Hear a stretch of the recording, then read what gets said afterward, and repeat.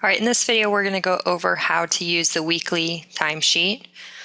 You can do manual entry in this. The weekly timesheet is also available for importing into.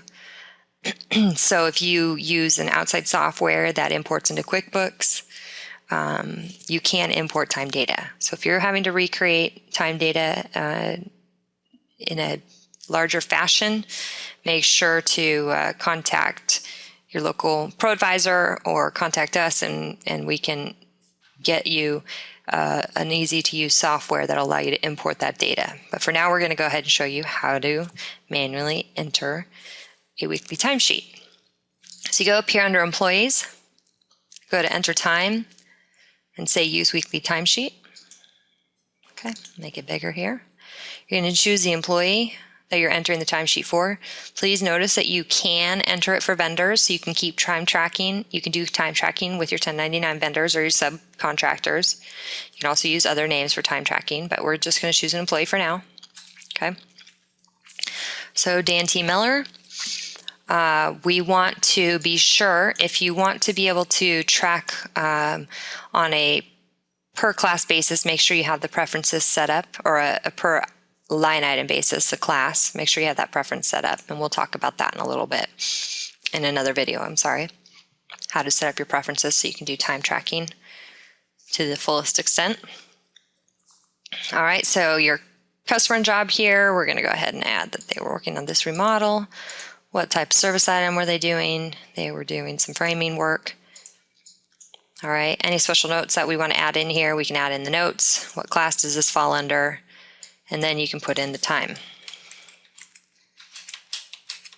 Okay. Over here, you mark it as billable or not billable. If you're going to directly bill your client for the hours spent on this timesheet, you want to mark this billable. But if you've already created an estimate on this and you're not going to bill them for the exact hours, you're just going to bill them a flat fee, then you do not want to mark it as billable.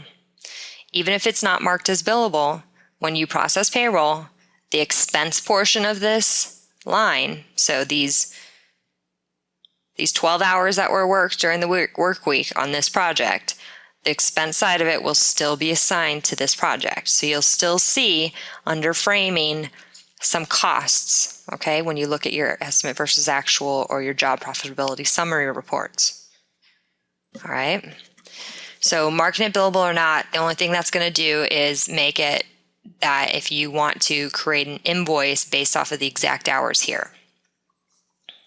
All right, so he didn't work on just one project. He worked on some repairs over at Renee's house, and 4 hours here and 4 hours there. Again, billable, non-billable. Okay. So from here, we're just going to go ahead and say save, or I'm going to say next actually. Okay, so it keeps Dan T. Miller here because I just clicked next instead of save and close or save and new. Now what is nice about this feature is, let's say Dan pretty much consistently works on the same projects every week.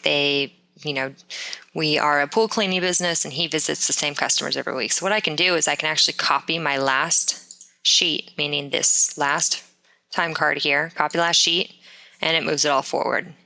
Okay, so if there's some consistency there, that's a great way to easily enter your timesheet data by the week. Okay.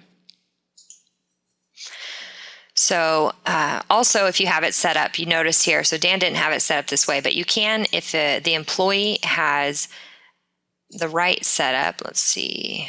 Let's see if any of these are set up the right way. Yes, okay, so Joe Smith. So under Joe Smith here, we can choose our customer, we can choose our service item, we can choose our payroll item. So they were working on repairs and it was overtime pay. You can also choose your workers' comp code. Okay, so if the employee is set up to track workers' compensation information, you can choose which workers' comp code that they were working on that day. All right, and you can see that in the manual setup video. Okay, so it just gives you a lot of extra levels of tracking for your payroll.